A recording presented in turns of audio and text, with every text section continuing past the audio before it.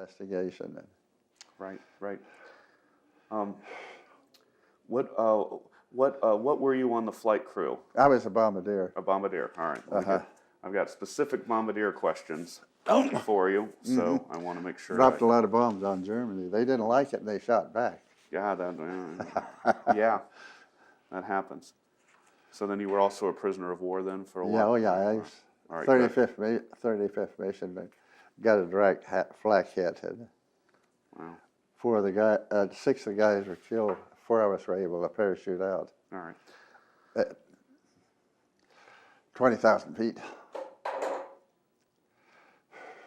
All right, I'll give you the thumbs up sign when we're on air, basically. And the first few questions are kind of biographical, and then we'll jump into the war. All right. And then we'll jump into, the meat, basically. All right. All right, thumbs up. Thumbs up. My name is David Ulbrich, and this is September 7th, 2007. What is your name, sir? Luther Moore. When and where were you born? Lewistown, Montana. And which squadron were you in? The 515th. When did you join the military? Were you did you volunteer or were you drafted? I volunteered before the war. At age 20, my father was from North Carolina, so I grew up there. Left Montana when I was 5 years old. But what was the specific question? What was the were you drafted or did you volunteer? Oh no, the South was still in a depression after Reconstruction, so things were pretty tough there. I had 2 years in a junior college. I couldn't get a job. I just said, to heck with it, I'm going to join the Army. So I enlisted in the Corps of Combat Engineers and went to Panama first before I went into the Air Force. And I wanted to get into the Air Force, but you had to serve a year first and then transfer if they'd take you. So, but when war broke out, I was able to go into the aviation cadet program. And where were you when Pearl Harbor was bombed? Do you recall? Oh yes, I was in. I was on my way home from a leave in North Carolina at Camp Davis, North Carolina.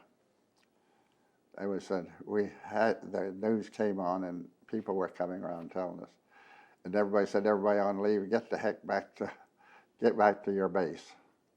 We're at war." When you did enter, you said cadet training, you were able to branch transfer into the aviation. You said that you were able to do that once the war started. I was in Camp Davis, North Carolina, and they had a truck coming around with the wanting volunteers for the Air Force. We didn't have an Air Force, so to speak, like the other nations had. We didn't. So they were feverishly trying to build an Air Force, and so I says, that's for me. I went to the truck right away and signed up, and within 2 weeks I was in Kelly Field, Texas, starting my aviation cadet training. And then how did you end up, or why did you end up as a bombardier as opposed to some other? Well, in those days they sent us to primary flight training. And they told us, well, 80% of you guys are going to have to be bombardiers or navigators because we've got to fill these new schools we're building. So they said, we're going to work it this way. You solo this PT-19, it was a low-wing monoplane trainer. You solo it in 7 hours or take your choice, bombardier or navigator. I could do okay, but they thought in 7 hours, they didn't trust me to land it. So I says, okay, what do you want, bombardier or navigator? I says, bombardier. And then where did you go for your bombardier training? That was a paradox. General Olds, in charge of the training command, decided that it'd be good to train some bombardiers and B-17s with the regular crews. So 40 of us were selected and sent to Tucson, Arizona, and and we started the ground training there, but they didn't have planes there. They had a few B-24s. So he sent us up to Washington, Geiger Field, Spokane, and we trained in B-17s with a regular crew. In terms of flying the B-17 or the B-24, did you notice a difference or? Oh, there's a hell of a lot of difference. Oh, please tell me. Well, the B-17 would go to high altitude. One of my classmates was killed that way. They went up to get out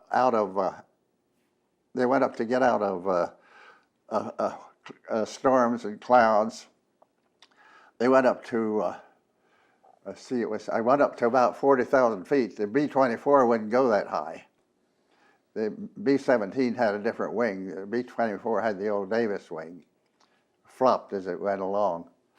They went up to get out of the weather, and one of the blew up. What are those things that Jim that filled up the a what? Oxygen tank or a fuel pump? Well, it blew up. It blew up in the engine. It shoves fuel into the engine. A fuel pump. All right. No, anyway, I'll think of it later. Anyway, that blew up and knocked out the oxygen system at 40,000 feet. Of course, everybody passed out. One of the cadets was moving around with an oxygen bottle, but the pilot, co-pilot, everybody, and the B-17 was stable. The B-24, it would have been different. B-17 was stable. It slowly it was running, but it wasn't out of control. It wasn't falling nose first till it got down below 20,000, and the co-pilot was the smallest guy on the plane. He knew less oxygen, so he came to first and was able to. He saw an emergency naval landing field on the ground. He hit everything, lights and everything, landed there. Pilot came to. A flight engineer was dead, and one of the cadets was dead. So that was the first casualty we had with our 40. The others were sent to the hospital for a while to recover, but they all recovered, the remaining. So what other differences were there between the B-17 and the B-24? The B-24 had 2 bomb bays. The B-17 had 1. So the B-24 could carry twice the load. It was supposed to be a little faster, but it was, but having 2 bomb bays, we could put bomb bay tanks in one. That's how to go to Pulaski along. You have 2 bomb bay tanks in one, and you same load of bombs in the front. So you have fuel tanks that we're talking about, fuel tanks in the bomb bays. Bomb bay fuel tanks, yeah, that was one. It was a tricky plane. It was hard to. What do you do on June when you trim it? It's hard to trim. The B-24 or the B-17? B-24. The B-17 was more stable. It was a lot earlier plane, a big wing, and it was more comfortable inside. The B-24 was 40 below it. Outside it was 40 below and drafty inside. I had read one book where a pilot said flying a B-24 was like driving a Mack truck. It was. We used to get in. It was with a load of bombs and fuel. It was just, excuse me, at 20,000 feet. It was just mushing through the air, and we got in a prop war, so the flight in front of us. It took both a pilot and a co-pilot fighting it to hold it, and you realize it, but up there about at 20 or 30 below zero, to see two pilots working and sweating. To keep that was something. I remember. And one in the prop wash, he yelled at the co-pilot, "Help me!" And did you train with the Norden bomb sight that early, or did you use a different bomb sight? We trained with the Norden, and after we were sent overseas, they changed to a Sperry and gave us a few lessons, which was a fiasco for me because it took I thought it was harder to use, and you needed more training. So with the Norden sight, I had some good records, but with this Sperry sight, we scattered the bombs one place where we shouldn't. In terms of as a bombardier, I want to talk a little bit about what you did as a bombardier. Did you inspect the bombs before takeoff? No, they had the armament people did that, and they loaded the bombs, and the pins were in. And we had one of the waist gunners was trained as armament, and as we got in the air before we got the target, he went back on the ramp and took the pins out. And that's that little walk space that's about the ramp, in between. Just a few inches wide, correct? Oh, about 8 or 9 inches or something. It's a walkway. He'd go back before we got to the target and take the pins out. If he didn't take the pins out, it wouldn't explode. Sure. Can you walk me through what would happen as you neared the target? And as a bombardier, would you basically fly the plane during the bomb? We would fly the plane.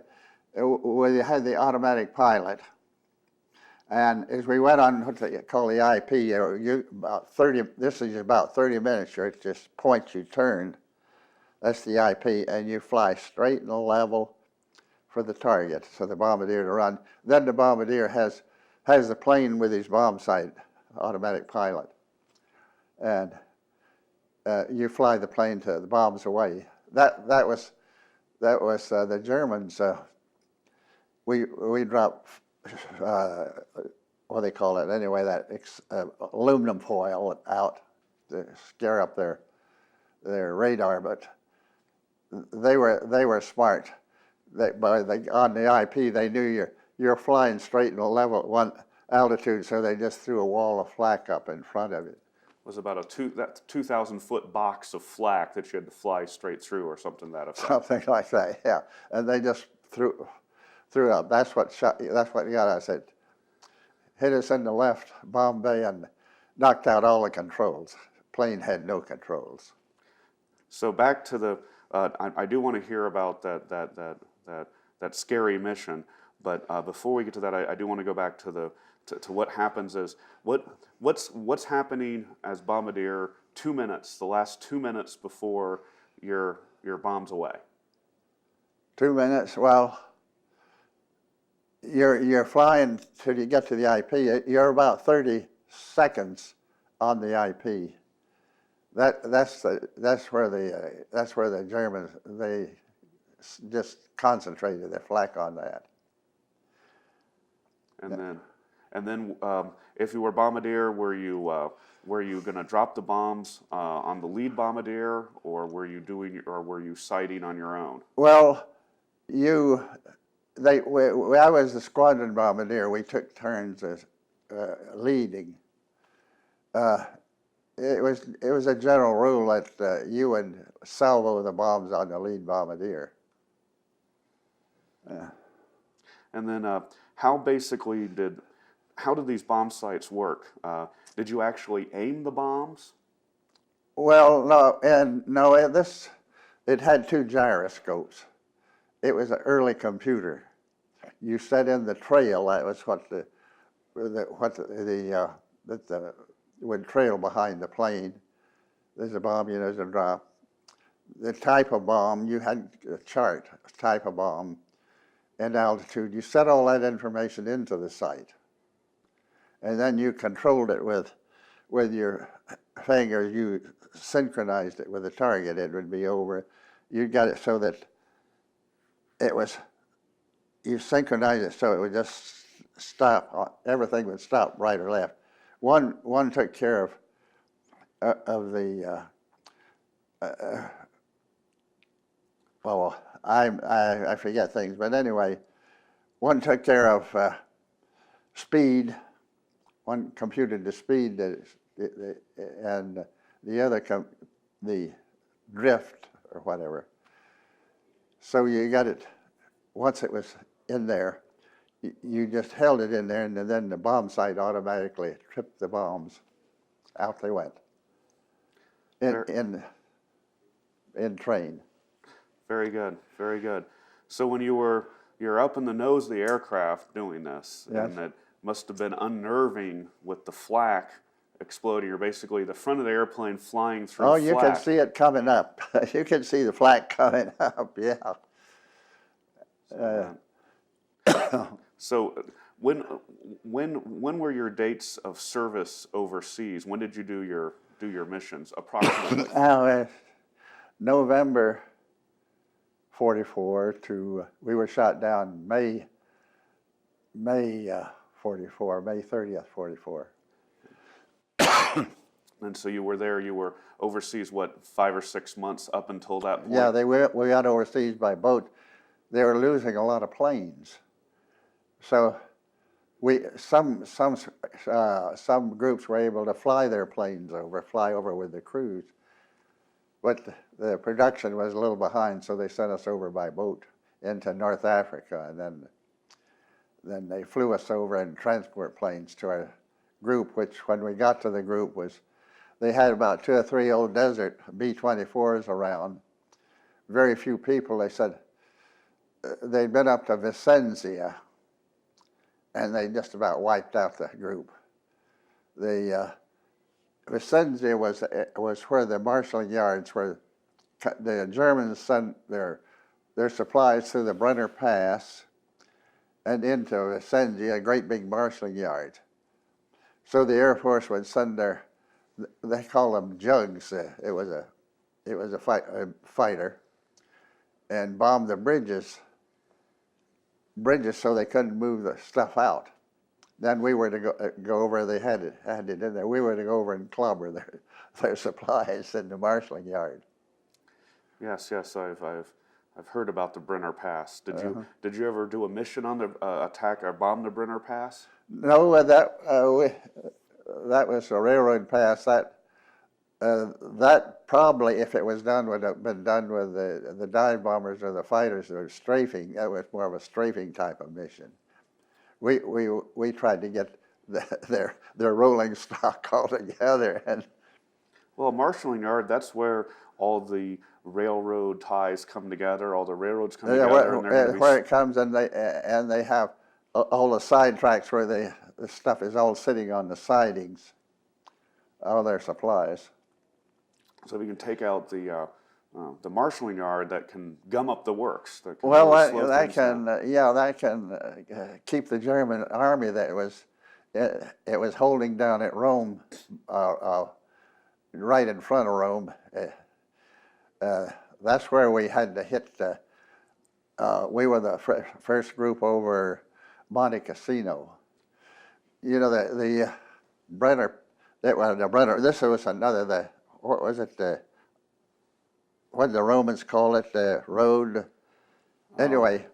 The Appian Way. Appian Way, but this was a monastery built on the hill that could control all the traffic going and coming, and it was so rugged for an army to move, they had to get down there.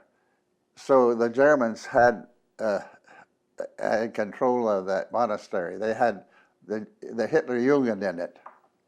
There were kids from 14 to 20, and they were Hitlerjugend. They had to take them out one at a time. They didn't surrender. So we were having a heck of a time. We had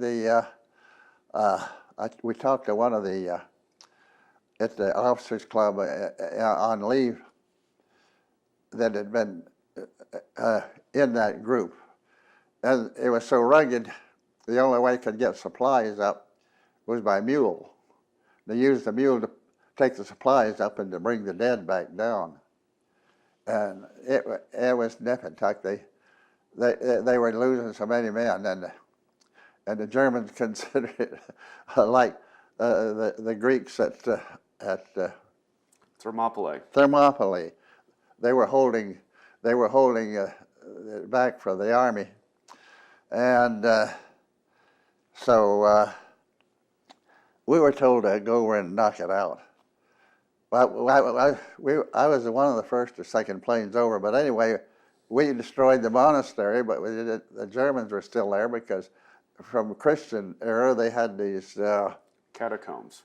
catacombs down below, all their supplies, and they just go down the catacombs. They got all this rubble up, so they had better fortifications. They were better able to defend it. So they had to take them out one at a time. It was brutal. In terms of when you were there, were you more concerned about flak or about enemy fighters? Fighters were the worst. If we got a group of fighters, we were bombing at Steyr, Austria, the Benz engine factory there. That was one of our worst times. Our intelligence told us that there was no fighter area in the area that shouldn't be bad. We got up to the IP, and here this guy was black. Here came the F-109s, and we had a whitetail squadron. I've forgotten the number. It was 4 something. They were in bad odor with the Germans. I'll tell you about that later. They worked them over fast. We could see them there. They were coming in, up, down, all over those. They were just knocking those planes out right and left. The B-24s, white. There was engines, wings, propellers, wheels. They just had flying boots, everything flying through the air. And our guys were in there when they saw one blazing B-24, they were blazing all over. They said, I jump, you guys jump, for Christ's sakes, jump. And about that time, go, boom, the thing blew up. They were working them over, and after a while, they got through, the nose gunner yelled out, 9 o'clock, here they come. and they came in, and our tail gunner he was back. He'd pray a while and swear a while. He just firing away. He got credit for 2. After a while, he says, "I'm out of ammunition," and they're still coming. And the pilot says, "Keep your guns trained on them so they can see that." And about that time, we had holes, flak holes, and I had one bullet, one from a fighter came right behind me, almost hit me in the seat of the pants and went through. And all of a sudden they said, "Here comes the P-38s. God bless the P-38s." And here they one of them, I saw one 109 go by my window, and then here's a P-38 right on his tail. Yeah, you always liked seeing those P-38s, didn't you? Yeah, and we got on the ground, and they said they lost a lot of those P-38s. They said, "How was that?" I said, "Well, they were supposed to meet us coming off the target, and our colonel called the colonel in charge of the P-38s. He says, 'We need you now.' He says, 'But we won't have enough fuel to get back home.' He says, 'Well, go on home. There won't be anybody to escort back.' He says, 'Well, hold on. Here we come.' And that saved our ASS.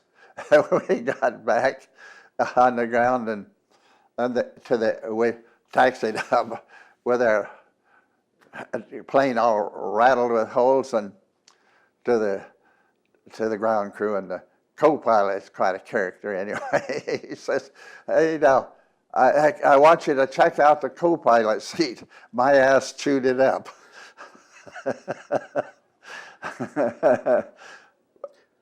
I talked to them later, the co-pilot. He stayed in the Air Force. He said, "That sounds about like something I would say in those days."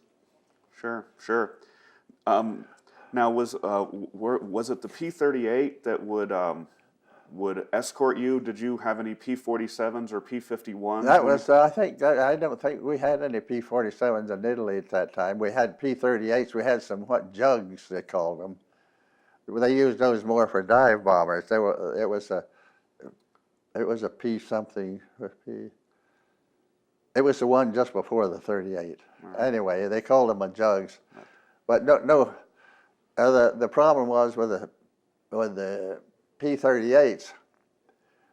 If they flew up there and they went into a dogfight, they'd have to drop their tanks, their wing tanks, extra fuel tanks. And they couldn't make it home. Well, some of them made it home, some made it in the drink, and some landed on the beach. You mentioned the squadron. I guess it would have been the squadron, or was it the bomb group, the Whitetails? Oh yeah, tell me about why they were. No, and it was tradition. If the plane surrendered, when the fighters were all over him, if he dropped his landing gear, that meant a sign of surrender. So they dropped their landing gear. That means they're going to bail out. We're done. No, they surrender. The fighters all come to escort them to a landing spot, and the fighters all came in, was waving to them, and then they turned all their guns on the guys, these fighters, and the Germans, Berlin Sally came on and said they've violated a traditional rule. We're gonna take care of them every time they come up, and they did. So if you were one of the fellows in the Whitetails, you had a target on your plane, and given the opportunity, the Germans would jump the Whitetails and not jump somebody else. Yeah, correct? They're gonna work them over good.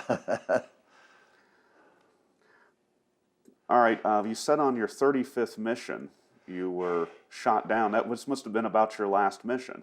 No, it wasn't. The rule was in the 8th Air Force, they went directly into German territory, so they 25 missions before they had we had to do 50. The rule was if it's southern France, northern Italy, or Greece, you got credit for 1. If it was into the Third Reich, if you went into Austria, Germany, and Yugoslavia, we went into those, got credit for 2. So you had to have we had to have a total of 50 that way. This is our 35th on that count. All right, yeah. So can you recount what had happened? And because it sounds like you had a terrifying experience with that. Well, we were at Wiener Neustadt, city of New Vienna. That's the industrial area around south, I think, a little bit of Vienna. We had Messerschmitt assembly plant there. They had a lot of their industry. That was the original Pfluger Works. Hedy Lamar's husband owned the Pfluger Works there. And we were hitting that. We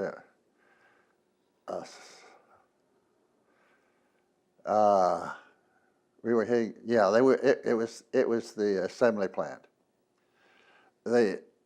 The Germans got onto it. We were bombing their plants, so they'd take stuff home and work it, and then bring it all together into one assembly plant. They had to assemble them, and that's where we were hitting it. That Messerschmitt works in just right after bombs away. I think the gunner in the back that survived told me, he said it was just a few seconds after bombs away, we got a direct flak hit at the left bow bay. Cut all the controls. Pilot had no controls, so started off, and he was working with the autopilot, trying to get that. Of course, if the cables were cut, the autopilot one, but he kept working with that, and the co-pilot told us that he said the airspeed indicator was winding up. It was going off into a flat spin, and the navigator jumped up and ran in, and he hit the bailout button, and but the pilot still hadn't, and the co-pilot swears how I know. He said finally the pilot hit the bailout button and motioned him. He was a little slow, motioned him to hey, get the hell out of there. But I was in the nose. The nose turret gunner jumped out. Before that, if you're doing this, get out, get out. We had our chutes on the navigator's table, so I gave him his chute, but he didn't want to take it, so I put it on the ammunition box beside him, and I put mine on. We couldn't have permanent chutes, We had chest chutes, and the chest chute was laced. Chest chute was laced, so when the chute popped, it would break loose so that it wouldn't saw your face. And then your shrouds would go up above you. And so I hooked mine on, and our escape was supposed to be through the nose wheel door. He wouldn't put his chute on. I said, well, I'm not going to wait here for you. I opened the nose wheel doors at an emergency. And we had one way, not too much room. Not much more than this thing. You go out feet first like this. I went out. And that plane its speed had built up. I was whipped around all over the place. I couldn't even control. Finally, I got going down, and whipping around, it broke the shrouds loose of my chute. Then it was up above me. So I had to overhand it down so I could get to it to pull ripcord. And I got down the ground in the middle of the park in Wiener, town of Wiener Neustadt. Everybody's at the air raid shelter today. I found out I had a left shoe full of blood, and my flying boots had come off. Even my wristwatch was ripped off, and my sleeve on my flying jacket was halfway ripped off. And I hobbled over. We had instructions: get rid of your chute first. That was a signal of where you were. I washed that up, and I rolled over into the little wooded area and kind of hid it under some leaves and things, and then started to move out, and I saw a barracks over there, and so I hid under some honeysuckle, the way they called it, woodbine, whatever, and then the Germans came through looking for me later. I could see them looking in the trees, you end up hiding in the trees, ground. They almost walked on me, they didn't see me. Then they quieted down. I looked over and I saw there was a German barracks about, let's say it was about 50 or so feet away from me. And I could see them going and coming in the barracks. I said, this is a safe place till dark. They won't think of coming close to a barracks to look for me. At dark, I hobbled out and started down a road. A couple of German soldiers, it's midnight, must have been later, come by on a couple of bicycles. And I saw that they weren't armed, and they stopped. They asked, is you Ruski? Are you a Russian?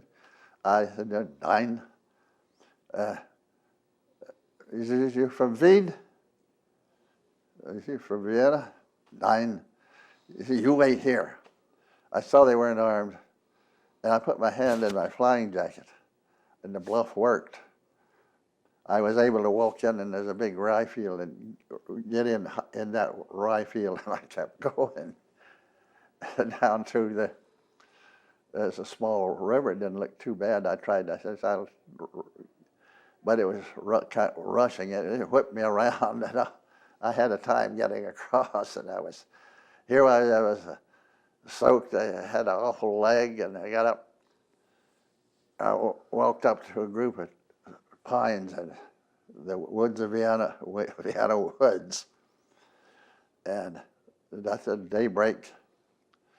And I kept going to a looked like a safe place in the woods, and all of a sudden the air raid siren went. And about a few minutes later, here come a bunch of Germans. And we didn't know it. We came over so often. Every morning they'd bring a lunch and they'd all go to the woods to get away from instead of going to the bomb shelters. Here they came. Here I was in my long johns, hopping around on one foot trying to get my clothes off of the bushes where it hadn't dried. And the women saw me and they were pointing and sniggering, and one of them spotted my jacket and she let out a scream, "Parachutist!" And here they come. I thought, oh my gosh. But there's 3 or 4 German soldiers with them, and they took charge. I don't know. I thought they gonna lynch me here. So they got me together, and they had a truck down the foot of the hill there, and they got me on the back of the truck with them. And the Germans had orders. All parachutists were to be taken to the gymnasium where the Luftwaffe would take them. And orders were orders to the Germans. And so they got their foot to the hill, and I had to walk. I guess it must have been about a quarter of a mile to the barracks. And I came through the town. Here I was, 2 handsome, young, tall German fellas had me in between them. I was hobbling along in between them. These women, there's a bunch of women screaming at my heels, dogs yapping, the kids throwing rocks and yelling. These 2 fellas, they had orders. Orders were orders. You take them safely to the gym. They didn't. That was a mess there. They were the co-pilot and one of the waist gunners. I asked him about the others back in the gunners, the waist. I said, "What happened to them? Where's the rest of them?" He said, "Well," he says, "I was the only one. I flew with an experienced crew for a long time, and they always told me, you get ready to go on that target," he says, "you put your chute on. If you flak jacket or nothing, just shoot." And I had my chute on, and they didn't have theirs on. And he says, when I went out through the camera hatch, and he says they were all scattered around, parachutes rolling around. They were rolling around trying to get their chute. I said that they didn't make it. And the co-pilot made it, and the navigator. They were up front near the bomb bay, so they went out through the bomb bay. That was a story of, so I get in the gymnasium, they looked at my wound, and they had a straight razor. They shaved the hairs around my leg with a straight razor. And then they painted a circle, something looked like iodine around the wound, of course. Then they were scraping the bottom of the barrel. They didn't have bandages. They had brown paper bandages. They put it on. Of course, that was no good. It slipped right off as I walked, and got a hell of a infection. So, after you were initially processed, which prisoner of war camp or Stalag did you? Stalag Luft 3. That's the one they made the Great Escape from. We went first to Frankfurt, Maine. Frankfurt, Maine. And they had an interrogation center. They'd get you, they put you in the underground, these little, I guess it was heated, I don't know how they heated it and cooled it. At night, you'd heat it real cold at night and then warm, and get you all angry the next day for interrogation. The interrogation weren't so bad for us at the time. There's so darn many. They were getting so many. They had to build extra compound. We were in the West Lager. The North Lager was the original RAF and Americans. They're getting so many Americans, they had to build 2 more lagers. And so after that, they put us on a train. My leg was, it was everything. It was infected. It was growing and everything. So they put me on the rack at the trains, the cubicles. They put me in the luggage rack. And I had a fighter pilot from the center up at Frankfort, Maine. You mentioned the P-47s.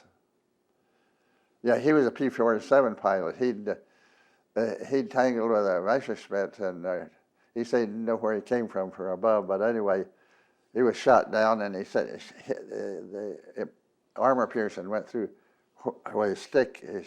His hands are all messed up, but he was able to parachute out. So when they gave us our ration on the trip, they teamed him up with him. He could walk a little, but he couldn't use his hands very well. So to get the little the sausages or whatever they gave us for the trip. So they paired you up together. Yeah, they paired us. You had hands and he could walk. All right. And anyway, I got a kick out of him. They started interrogating. His name was Wilson. Wilson, with a name like that, what are you doing over here? And he says, Wilson. He says, no, Wilson, God damn it.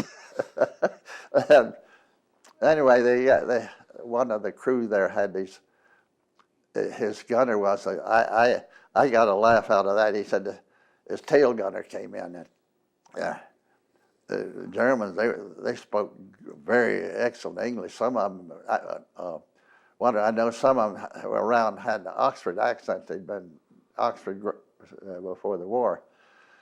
Anyway, he was sitting there, and they set one at a time up this gunner up to him, and he says, name. And the gunner says, Mickey Mouse. He looked down, started writing, he looked up, says, young man, you're in no position to get truculent with me. Some of those little stories we had before we got there. We got to Stalag Luft right before the Great Escape. And lucky, Hermann Goering, the Reichsmarshal, he had there in our camp, he had a little hospital there, and he had a big area where we could all take showers, and we fared better. If you got in the hands of Himmler's people, forget it. I'd have probably lost my leg and my life too. And they had captured an American doctor there that had caught in a Fade Pass in North Africa, and they had a captured British doctor there. And they took care of. They had to get medical supplies. They got me on the table. They cleaned out my wounds and cleaned it up, and they had a German doctor come in with a scope and says, well, I think it's all out, there's nothing there. So they had bandages, and we didn't have we had sulfa drugs, we didn't have penicillin then. Sulfa drugs. They cleaned it out and put a sulfa drug bandage inside the wound, and wounded, put me to bed in the hospital, and that saved my leg. And but there was they were telling me that they were getting them back in. That what happened was Hitler. There was quite a number, over 100. They got through the tunnel and got out. They were going to go in April, but this was February. And they know the Germans were on to it. They were using seismographs and things. They knew they were tunneling somewhere. So they decided they better go in February. So they got out in a little forest outside of the camp. But some Germans gave the alarm, saw them coming out. And most of them were captured. I think practically all of them were. And Hitler was so enraged because while they were all out, they had to stop everything around the area to hunt for them and get them back. And he ordered 50 shot immediately. And the ones they selected to shoot were from the RAF. They were Czechs, Poles, and French flyers that were in the respective air forces. And they got out and joined the RAF. Those are the ones they were shooting in. And our camp commander was was a German nobleman, a gentleman of the old school. He was, he did a good job. We all liked him, but he worked. He's frantically finally got a phone call through to Berlin to Goering. Goering hit the ceiling. He says, he ranked Himmler. He says, get him back in right now.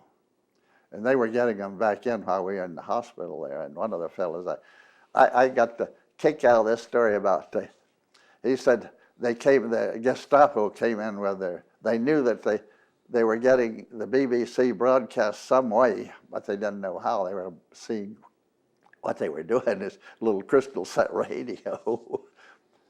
And at a certain time, a bunch of them all had a little piece of the radio. They bring it together at one time and get the broadcast, and then they'd have a representative from each barracks to go back and give the news.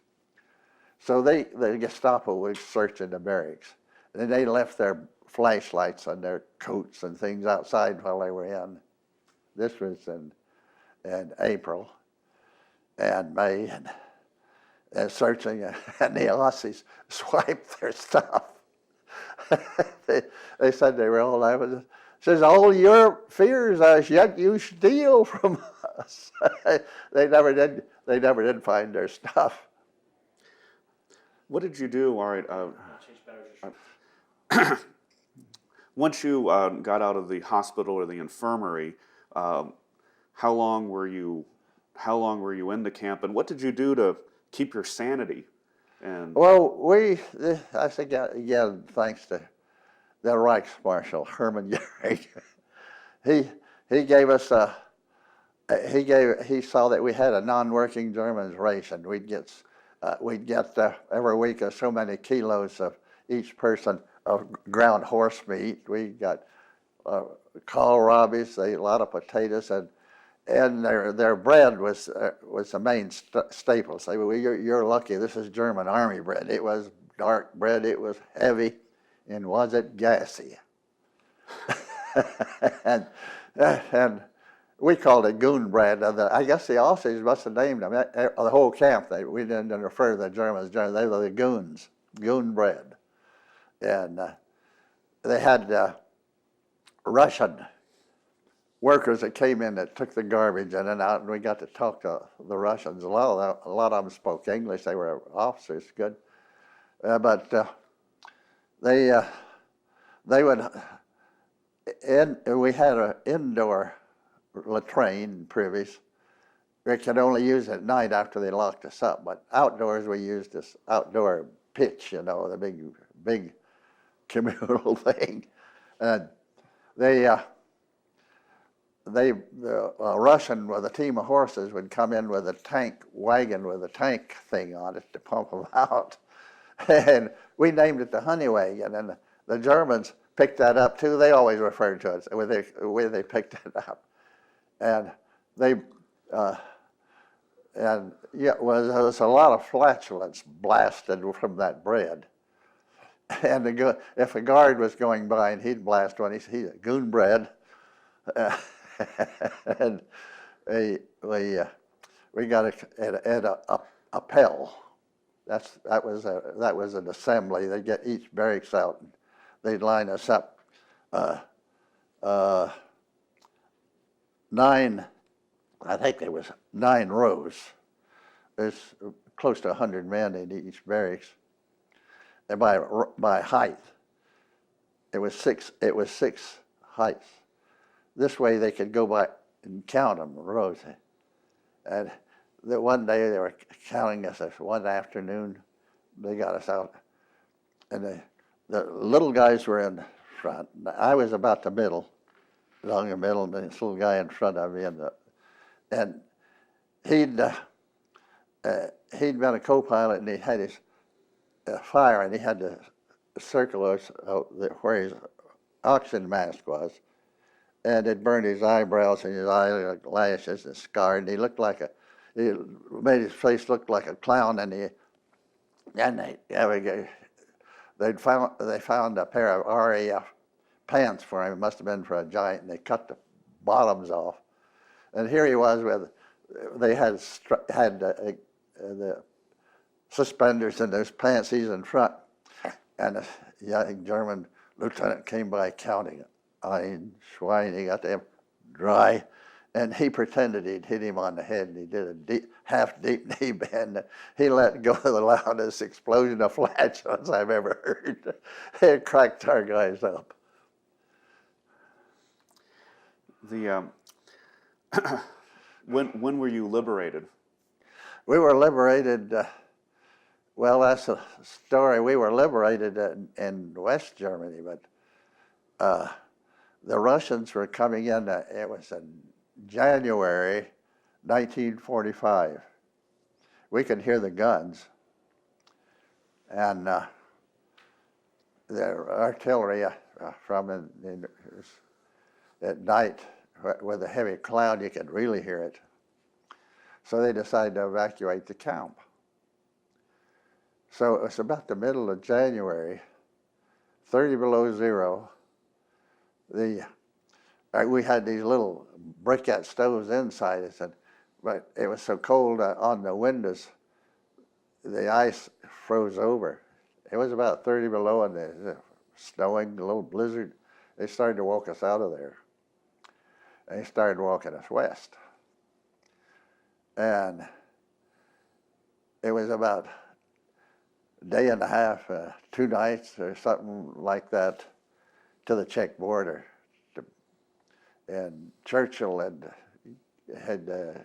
told him, he says, "You're moving all your rolling stock west, so the Russians won't get it." Most of it they'd gathered from all over Europe. And what they had there was a lot of French 40 and 8 boxcars, goods wagons, and they called them 40. He's been marked on the cars. He says, "You're moving them west. You're walking these guys in this weather, so you should put them in those cars and ride them west." So at Spremberg, I guess, they put us in. They loaded us in. It was 40 and 8, 40 men or 8 horses. They put 50 of us in with 1 guard in each car. The ones we were put in, horses had been the former residents, and it hadn't been cleaned out, and we had quite a smelly ride. But that would have been better than walking through the snow, a little bit. Yeah, that would have been a lot better. And of course, huddled together is warmer and in some kind of shelter. So there was every 4 hours they'd stop for a rest stop, and get out and do what we had to do, and the Germans would look and pay no attention. Got us to Nuremberg. At Nuremberg, they had some barracks there. They had Italian prisoners, and they took them out, and where they loaded with cooties. Everybody got cooties. What, lice? Body lice. You could hear them click. Where they gave main things, they get around in your belt line. But so here was we were in these areas, and the Allies were really bombing the dickens out of every village or town they go through was almost rubble, especially around the marshalling yard. And so they decided to move us to Moosburg, and down to Bavaria. That was going to be their last stand. Hitler's area was down there. So they started walking us. And one time I got in the gymnasium there. I got pneumonia, and several of us, and they put us in a German hospital for a while. And then, so we got behind the group, but they were in Moosburg. Most of the group was in Moosburg, and we were shortly outside there on the way. They'd put us in a farmer's barn, the group I was with, and Patton's armies came through. Oh, were we happy to see him. But I've got the book is, I have the book, it's the untold story of Stalag Luft 3 of Patton coming in. They said he came in, he inspected his barracks and came out as a newsman there. He's described it, says, he looked like a Greek god. Here was this man over 6 feet tall with a silver helmet and shiny boots, and there's 2 6-shooters on his side. He came in, and he didn't have an old GI staff car. He had his own Cadillac. I guess it's it's now in the museum. But he got up on the hood of the car and looked out. And they were cutting Nazi flags around it, all around the area. One was still up in the corner. He looked up. I want that son of a bitch cut down. I want the man that cuts it down to wipe his ass on it. And that was Patton. They got to talk to his troops. Oh, what a leader. You see one group moving this way, one moving that way. What's going on there? Where are all these troops clumped around? He says, that's Patton. They love him and he loves them. And he talked to one of some of his troops. They said they came in. He told us, says, they're trying to hold me back, and I told them what was going to happen at the Bulge, and they wasn't paying attention to me.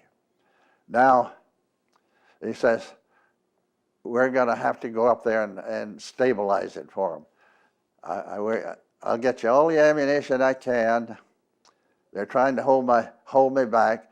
I'll get you all the ammunition I can, all the gasoline I can. Now, as far as your food and your liquor is concerned, you'll never be a soldier unless you get it, unless you know how to get it now. Well, we are coming to the end here, but I have one more question for you, and this is a question I ask all the veterans. Do you consider yourself to be a hero for what you did? So many of us. I was right after I had 6 of the guys we lived with and flew with. There's 4 of us had survived. We didn't feel, here's these other 6 guys. I don't know. In those days, they might have called it shell shock. Nowadays, they have all kinds of psychological help and everything. We just went home and tried to get back into civilian life the best way we can. I stayed in the reserve till I retired. I didn't. There was so many prisoners and so much, and the ground forces that went through this. We felt a camaraderie for each other, but I don't know as anything feeling like we were heroes. We were too busy trying to get back into civilian life, and I was married, a family coming along. We were trying to just assimilate and make a living at the time. Too busy. Understood. Too busy to feel sorry for yourself. Understood. Well, we've come to the end of the time, and I want to thank you, sir, for your wonderful interview. Well, I was like Jimmy Durante. I got 1 million of them. Got 1 million of them. Excellent. Thank you, sir. All right.